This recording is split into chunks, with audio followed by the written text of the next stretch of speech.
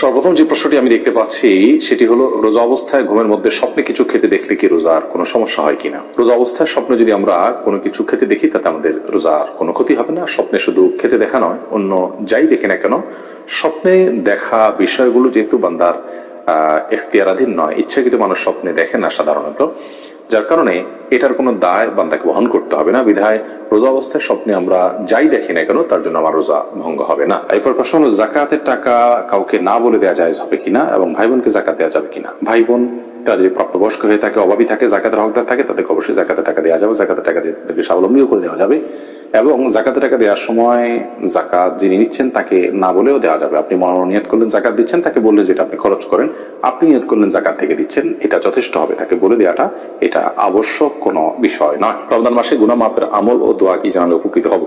রমজান মাসে গুনাহ মাপের জন্য সবচেয়ে বেশি যে কাজটি করতে হবে তাহলে শিরক থেকে নিজেকে পরিচ্ছন্ন রাখতে হবে, মুক্ত রাখতে হবে এবং হিংসা, বিদ্বেষ, শত্রুতা, মানুষের প্রতি এগুলো থেকে নিজেকে মুক্ত রাখতে হবে। সেই সাথে আল্লাহ রাব্বুল আলামিনের কাছে কায়মুর বাক্যে দোয়া করে যেতে হবে। এটি হলো রমজান মাসে দোয়ার কবুলের এবং আল্লাহর কাছ থেকে ক্ষমা লাভের জন্য সবচেয়ে বড় মাধ্যম। এই বিষয়টি করতে হবে, অপরাধ থেকে, গুনাহ থেকে বেঁচে থাকার চেষ্টা করতে হবে। এরপরে প্রশ্ন হলো, রোজা অবস্থায় স্বপ্নদোষ হলে কি রোজা নষ্ট হয়ে যায়? উত্তর হলো না, রোজা অবস্থায় স্বপ্নদোষ হলে রোজা ভঙ্গ হয় না। একটু আগে আমরা বলেছি, স্বপ্নে যাই কিছু দেখুক মানুষ, তার জন্য বান্দাকে কোনো দায়বদ্ধতা বহন করতে হয় না। তবে স্বপ্নদোষের ফলে যদি বীর্যপাত হয়ে থাকে তার ফলে গোসল ফরজ ঠিকই হবে। এছাড়া স্বপ্নদোষের কারণে রোজা ভঙ্গ হবে না। বর্তমান সময় মহিলারা বাড়ি বাড়ি গিয়ে মাহফিল করে এবং মহিলা বৈঠক করে, ইসলাম ব্যাপারে কি বলে? মহিলাদের মধ্যে দিন প্রচারের কাজ, দাওয়াতের কাজ করতে পারেন, সেটা শরিয়ার সীমানার মধ্যে থেকে পর্দার বিধান মেনে অভিভাবকদের অনুমতি সাপেক্ষে এবং যদি তারা নিজের জায়গা থেকে তারা দাওয়াতের কাজ করতে পারেন, আজকাল মোবাইলে অনলাইনে বিভিন্ন করা যায়, সেক্ষেত্রেও যদি সীমালঙ্ঘন না হয় সেটি তারা করতে পারে না। অনেক মহিলারা এই জাতীয় তালিমের মধ্যে মাশগুল হয়ে নিজের সন্তান, স্বামী, সংসার এগুলো থেকে তারা অনেকটা উদাসীন হয়ে যান, যেটা অনুচিত। এক্ষেত্রে আমাদের ব্যালেন্স করতে হবে এবং সীমা লঙ্ঘন করা যাবে না। দাওয়াতের কাজ বা ইসলাম প্রচারের কাজ পুরুষদের পাশাপাশি মহিলারাও করবেন, সেটা বলা বাহুল্য। মাজিদুল ইসলাম আপনি লিখেছেন, প্রবাসীদের ফিতরা আদায়ের বিধান কি? আমরা কি দেশের হিসাব করে ফিতরা আদায় করবো নাকি যেখানে থাকি ওই জায়গার হিসাবে দেওয়া লাগবে? আপনি যেখানে থাকেন সেখান থেকে হিসাব করে আপনি ফিতরা দিবেন। ফিতরা কি আলাদা করে রেখে ঈদের পর আদায় করা যাবে? না, ঈদের পর আদায় করলে ফিতরা আদায় হবে না, বরং ফিতরা আদায় করতে হবে ঈদের সালাতের আগে। নবী করিম সাল্লাল্লাহু আলাইহি ওয়াসাল্লাম বলেছেন, মান আদাহা ক্বাবলা সালাহ, যে ব্যক্তি ঈদের আগে ফিতরা আদায় করবে ফাহিয়া মাকবুলা, তাহলে সেটা ফিতরা হিসেবে কবুল হবে। ওমান আদাহা বাদা সালাহ, যে ব্যক্তি ঈদের পরে আদায় করবে ফাহিয়া সাদাকাতুম মিনাস সাদাকাত, 10টা সাদাকা আমাদের সাধারণ দান হবে। ফিতরার যে দায়িত্ব, সেই দায়িত্বের ফলে কিন্তু আদায় হবে না। এরপর প্রশ্ন, রোজা রাখলে হাত পা কাঁপে, মাথা ঘুরায়, শোয়া থেকে উঠতে পারি না, এখন কি করা উচিত? রোজা রেখে যদি কারোর এরকম পরিস্থিতি হয় এবং এটা যদি সহনীয় পর্যায়ে থাকে তাহলে তাকে সিয়াম রাখতে হবে। এই অজুহাতে সিয়াম ভাঙার সুযোগ নেই।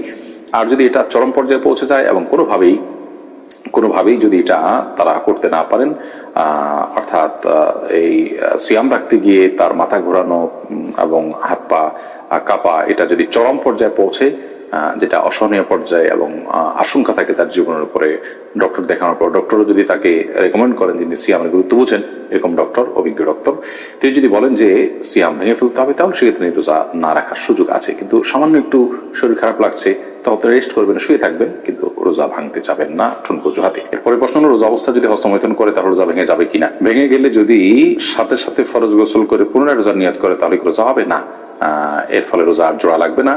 হস্তমৈথুন করে বীর্যপাত যদি কেউ করে তার ফলে রোজা ভেঙে যাবে।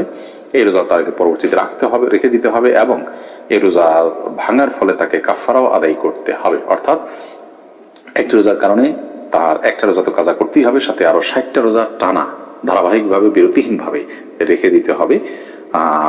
এটি তার জন্য একরকম শাস্তি এবং এটি জঘন্য অপরাধ বটে। যার কারণে আল্লাহ মাফ করুক, এই ধরনের অপরাধ থেকে আল্লাহ তাআলা হেফাজত করুন এবং এই ধরনের অপরাধ থেকে আমাদেরকে বেঁচে থাকার মতো মানে সত্যি তাকওয়া আল্লাহ তাআলা আমাদেরকে দান করুন। এরপরে প্রশ্ন হলো, মানুষ মারা গেলে লাশের পাশে কোরআন পড়া যাবে কিনা? লাশের পাশে কোরআন পড়ার কোনো নির্দেশনা কোন হাদিসে আছে বলে আমরা জানি।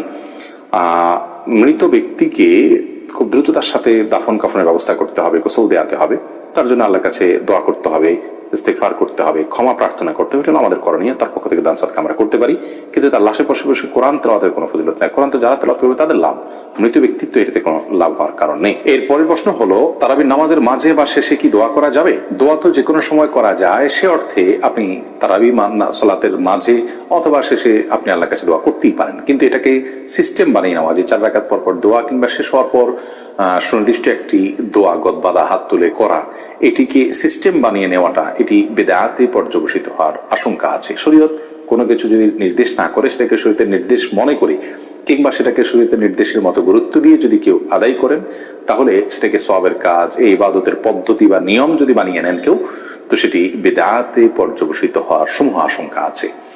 আপনি নিজে থেকে এমনি কখনো দোয়া করলেন, কখনো করলেন না, সেটা একান্ত আপনার ব্যক্তিগত বিষয়, কিন্তু সুনির্দিষ্ট দোয়ার ফরম্যাট ঠিক করে নেওয়ার কোনো সুযোগ কিন্তু নেই। এরপরে প্রশ্ন হলো, বিকাশ